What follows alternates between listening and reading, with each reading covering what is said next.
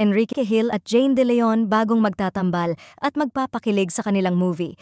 Confirm nga ito at totoong magkakatambal sina Enrique Hill at Jane De Leon sa darating na pelikulang Strange Frequencies Taiwan Killer Hospital na bahagi ng Metro Manila Film Festival. Ngayong taon may mga fan meeting na ginagawa sina Enrique at Jane. Kung kaya't ito nga ay napag-uusapan, ang pelikula naman nila ay isang horror thriller na sumusunod sa kwento ng mga ghost hunters na gumagawa ng isang paranormal project sa isang haunted hospital sa Taiwan. Kasama rin sa cast sina Alexa Miro, Rob Gomez at MJ Lastimosa. Ang movie ng Ana ito ay adaptasyon ng sikat na Korean horror film na Gonjiam Haunted Asylum at pinangungunahan ni Kerwin Go bilang direktor.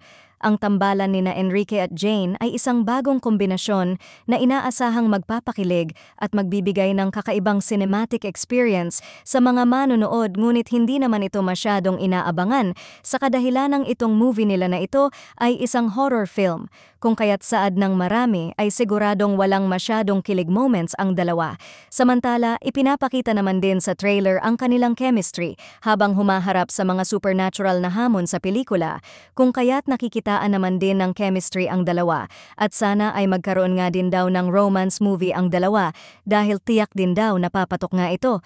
Ang bagong team-up na ito ay isang sariwang tambalan sa Philippine cinema na siguradong magdadala ng kilig at takot sa parehong panahon.